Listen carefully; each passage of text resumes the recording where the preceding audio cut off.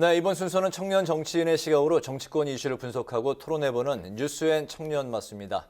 오늘도 남다른 관점으로 날카롭고 뜨거운 토론을 펼쳐주실 두 분, 박용훈 더불어민주당 전국대학생위원장, 김재섭 전 국민의힘 비상대책위원 두 분 나오셨습니다. 안녕하십니까? 안녕하세요. 네, 어서 오십시오. 대선은 이제 한 달여, 정확히 이제 D-33인데 이 시점에서 열렸던 대선 후보 4자 첫 TV 토론. 국민이 이제 후보 검증에 그동안 이제 목말랐던 만큼 역대 TV 토론, 대선 TV 토론 시청률 2위를 기록을 했습니다. 유튜브 40만, 시청률 39%를 기록했는데 두 분 다 지켜보셨죠? 네, 잘 봤습니다. 총평 겸 이번 첫 TV 토론의 승자는 또 누구였다고 평가하시는지 겸해서 들어보도록 하겠습니다. 먼저 박용훈 위원장님. 일단 굉장히 큰 관심 속에 토론회가 진행되었던 것 같아요. 대선 후보 토론이 39% 찍은 거는 제가 오랜만에 보고 있었거든요. 그렇기 때문에 국민들께서 후보가 어떤 생각을 하는지 그리고 후보가 어떤 정책을 내는지 굉장히 유익 있게 지켜보고 있었다라고 말씀드리고 싶고, 이재명 후보에 대해서 말씀드리자면 기존에 갖고 있었던 본인이 행정을 하고 성남시장, 경기도지사 시절을 겪으면서 그 경험들, 본인이 얼만큼 해왔고 얼만큼 알고 있는지를 가감없이 좀 말씀드리는 좋은 계기가 됐다. 반면에 윤석열 후보 같은 경우에는 세부 디테일에서 좀 틀린 면이 있었지만은 저는 긍정적으로 평가해요. 과거에 우리가 윤석열 후보의 토론 방식을 봤을 때 그보다는 꽤 많이 상승한 걸로 보이거든요. 본인이 정책적인 면이나 억양이나 안 좋은 습관 같은 것, 도리도리도 많이 나아진 것 같습니다. 그런 것을 볼 때 양 후보 모두 누가 좀 더 우위에 있다라고 하기는 좀 어렵지만은 그래도 이재명 후보가 준비된 모습은 보여주지 않았나라고 생각합니다. 네. 그렇죠. 이게 다들 후보들 가운데서 대부분이 다 무난했다 그러면 반사적으로 윤석열 후보의 승리일 수밖에 없습니다. 왜냐하면 최근 나온 지지율 동향들을 보게 되면 조금 차이가 좀 있습니다만은 대부분 윤석열 후보의 지지율이 좀 더 높은 것으로 나오고 있거든요.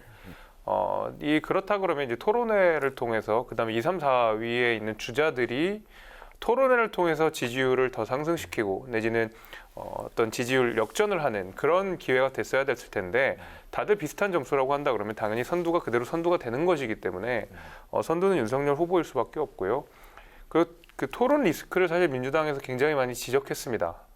윤석열 후보가 토론을 잘 못한다.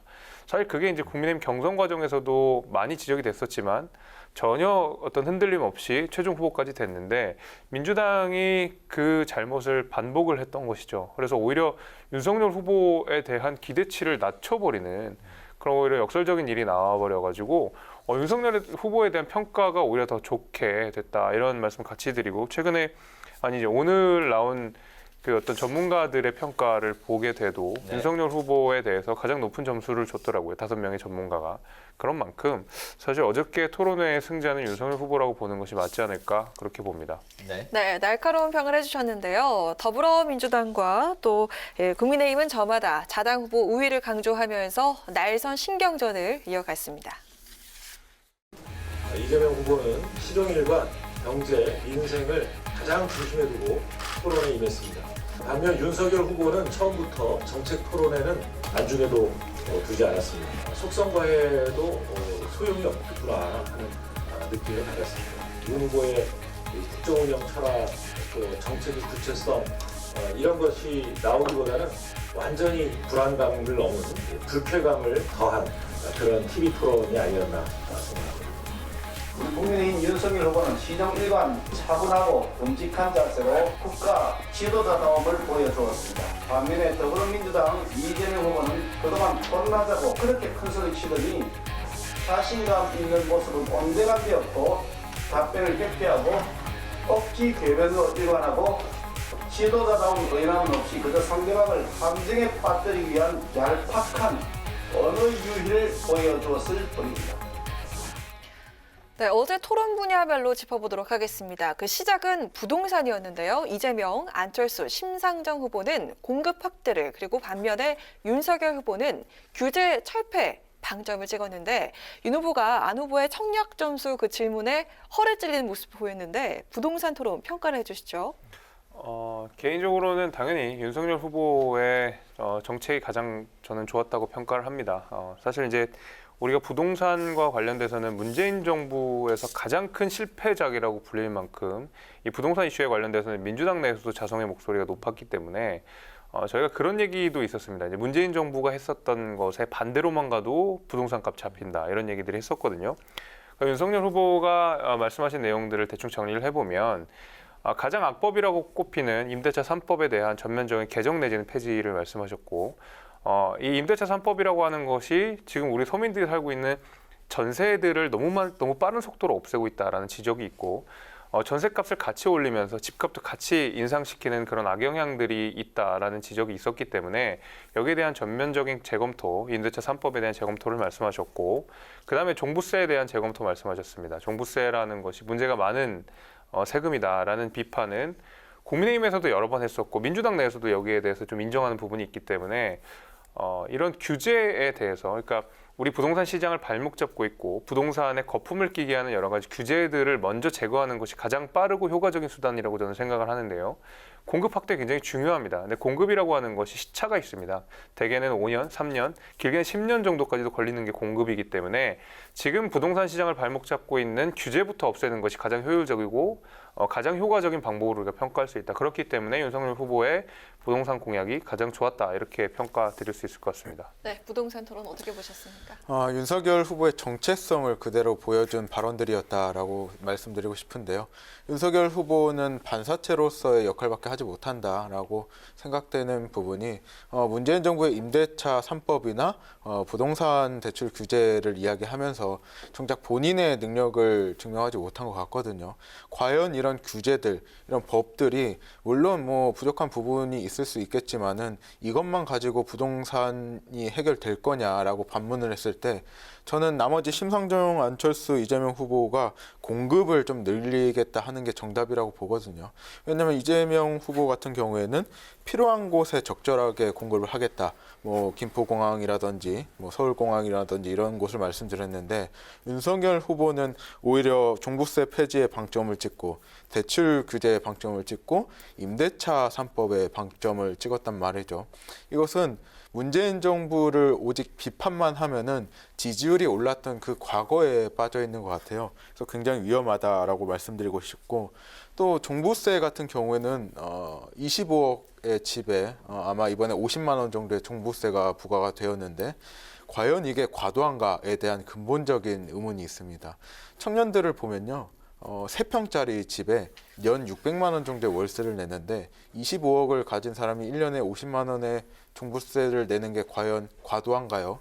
윤석열 후보는 부자를 위한 감세 정책을 펼치고 있다라고 평가를 하고 싶습니다. 글쎄요, 네. 제가 반박을 조금 해야 될 것 같은데요. 뭐 공급 늘려야 된다는 말씀은 국민의힘이 지난 5년 동안 계속했던 소리입니다. 그래서 이제 와서 민주당에서 공급 확대를 늘린다는 게 저는 생소할 정도로 국민의힘에서 계속 주장했던 내용이기 때문에 새롭지 않다 말씀드리고 제가 말씀드린 대로 부동산 값을 잡는 데 공급이 반드시 필요합니다. 그거는 아주 필요하지만은 공급이라는 게 시차가 있다는 말씀 제가 같이 드렸기 때문에 공급은 당연히 전제가 되는 것이고 거기에 임대차 3법이라든지 종부세 얘기를 같이 더 드린 것이고요.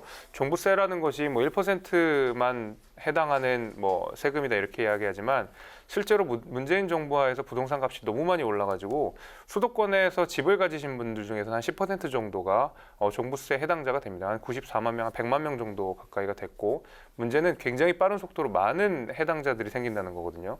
1년 사이에 2020년에서 2021년 사이에 한 42% 정도가 증가했습니다. 그래서 이 증가 속도가 무시할 수 없기 때문에 이걸 부자들을 위한 세금이다, 부자만을 위한 세금이다 라고 말씀드리기 굉장히 어렵고 더군다나 공시지가를 현실화하는 상황에서 이 부동산 종합부동산세가 공시지가랑 연동된 이상 공시지가를 이렇게 빠른 속도로 현실화했을 때 종부세의 범위가 늘어나는 건 분명 당연한 것이고 종부세 액수까지도 내년부터 올해부터 더 많이 올라갈 것입니다. 그래서 이런 부분들을 전면적으로 개편해야 되는 것은 국민의힘에서 계속 이야기했던 것이고 민주당 내에서도 인정하는 바이기 때문에 말씀하신 비판 내용은 적절하지 않다고 생각합니다. 알겠습니다.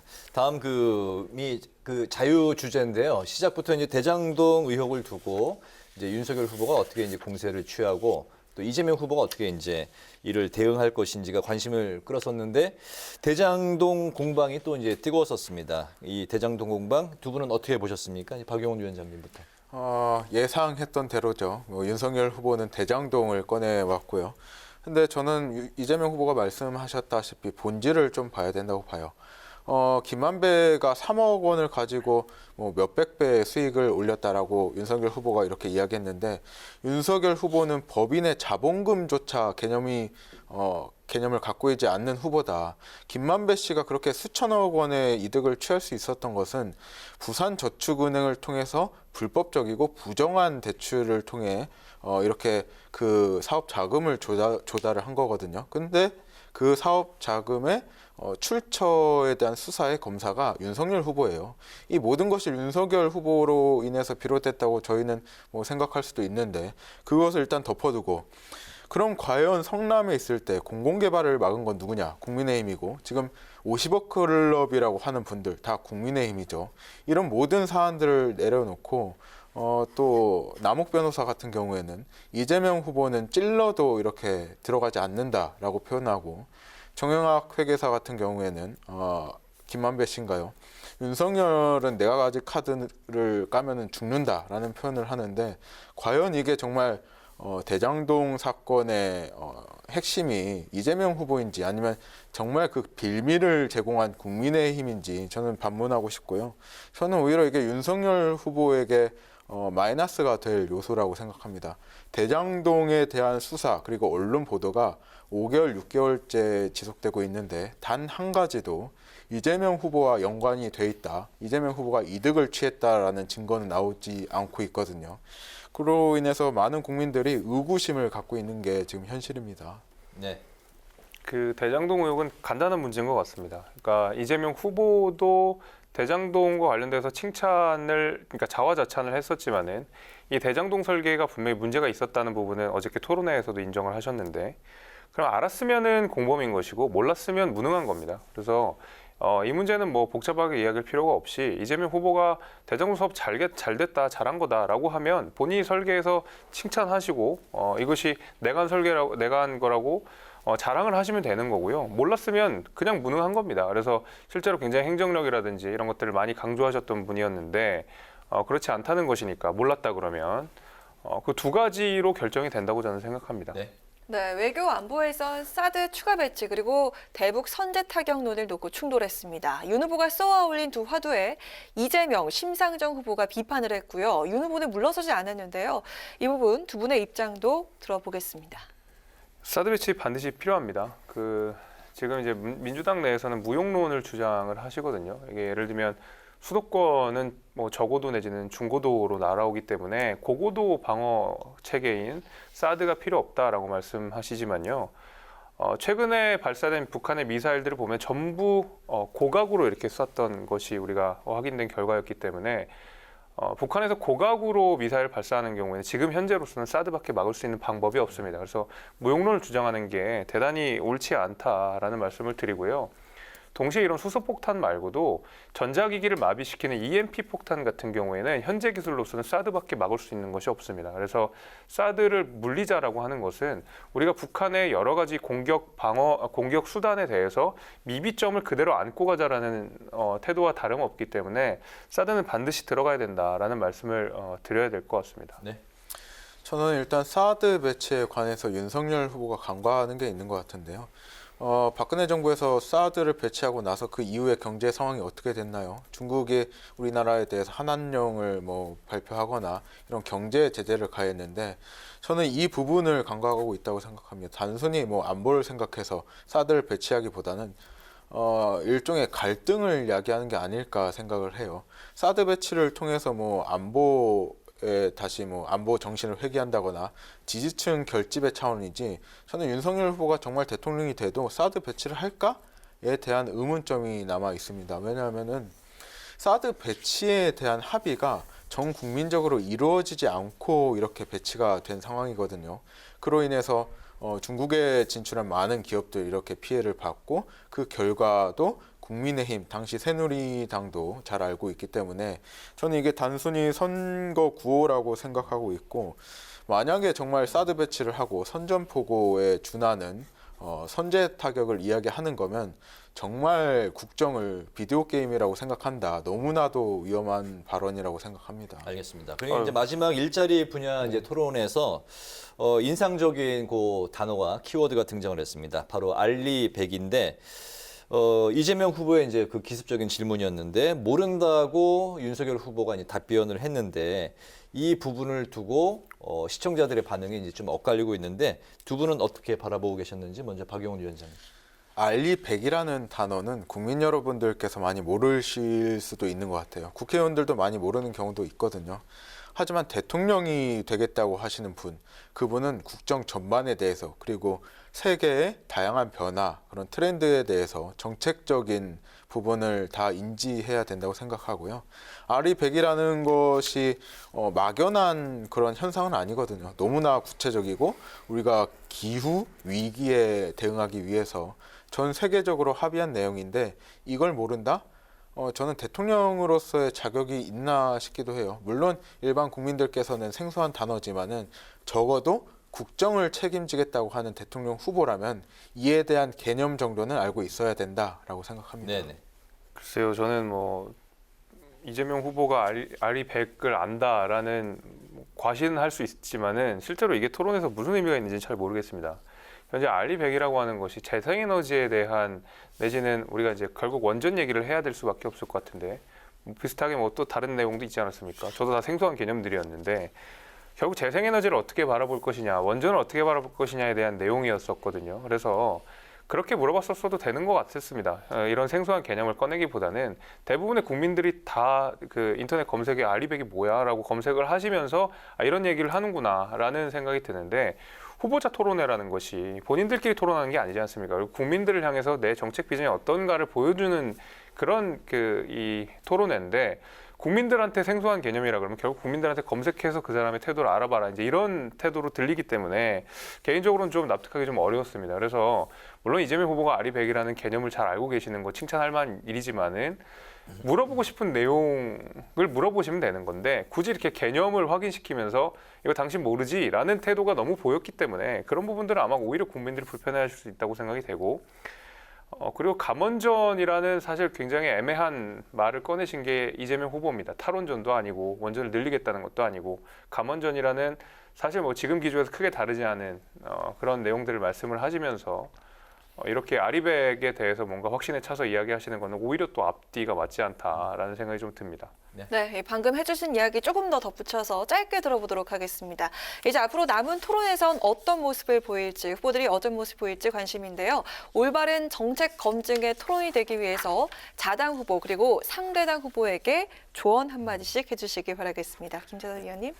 그 이제 윤석열 후보에게 아마 기대하시는 분들, 그다음에 윤석열 후보에게 좀 아쉬운 점을 국민들 대부분이 다 비슷할 거라고 생각이 됩니다.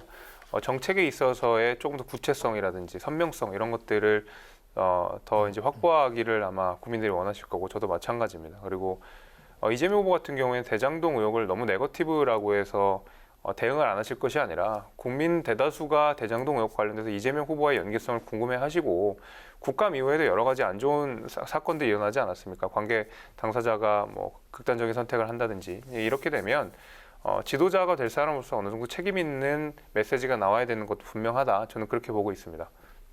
네. 대통령은 연습하는 자리가 아니거든요. 지금 윤석열 후보께서는 후보를 연습하고 계세요. 윤석열 후보의 일정을 보면 하루에 한 개가 있거나 없는 경우가 대부분이거든요. 한간의 소문에 따르면 원희룡 전 제주지사에게 과외를 받고 있다고 해요. 그러면 원희룡으로 후보를 교체할 일이지 준비가 안 된 후보가 대선에 나온다는 것은 국민들께 굉장히 신뢰다.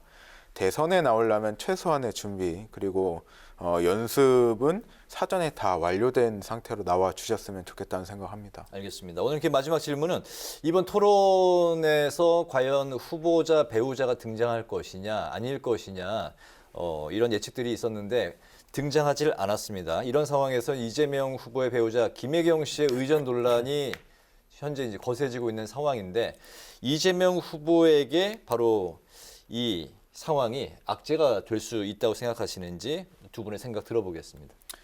일단 이재명 후보와 저희 캠프에서는 뭐 잘못한 부분이 있으면 책임을 져야죠. 그리고 경기도에서는 이미 감사가 시작된 걸로 알고 있거든요. 이와 반대로 김건희 씨 같은 경우에는 도이치모터스나 다른 의혹들에 대해서 뭐 모른다, 아니다, 뭐 이렇게 변호인을 통해서 일갈하고 있는데요. 저는 국민 여러분들께서 책임지는 모습에 더 소구력이 있다고 판단하시고 과연 과거에 있었던 그런 범죄 의혹들, 김건희 씨가 외면하고 있는 것들, 그리고 장모께서 뭐 무죄가 나왔지만 다른 혐의들이 있잖아요. 이런 것들을 적극적으로 해명하지 않는 부분에서 오히려 저는 김혜경 씨 사례를 더 긍정적으로 보고 정말 문제가 있다면 책임을 지면 되죠. 책임지고 사죄하는 모습이 더 국민들께 다가갈 수 있다고 봅니다. 네. 지금 이제 김혜경 씨와 관련된 여러 가지 논란들이 이제 법인카드 사용 내지는 대리 처방 등은 법률상에서 문제가 되는 내용입니다. 그래서 지금 경기도에서 감사를 한다고 알려져 있는데 이거는 사실 감사보다는 수사의 영역에 훨씬 더 가깝습니다. 그래서 어떤 해명 이런 거 중요하죠. 국민들께 설명을 드리고 뭐 그런 게 필요하겠지만은 문제가 되는 법률적으로 문제가 되는 부분이 있으면 그거는 수사도 같이 분명히 병행이 돼야 된다라고 생각이 됩니다. 그래서 실제로 이런 법률 리스크 동시에 어떤 윤리적 도덕적인 문제가 같이 지적되고 있기 때문에 아마 김혜경 씨에 대한 논란이 조금 더 파급력이 있지 않을까 그렇게 생각합니다. 알겠습니다. 오늘 청년마수 이제 마치겠는데요. 오늘은 사자 TV 토론에 대한 평가를 중심으로 살펴봤습니다. 지금까지 박용훈 더불어민주당 전국대학생위원장, 김재섭 전 국민의힘 비상대책위원 두 분과 함께했습니다. 말씀 고맙습니다. 고맙습니다.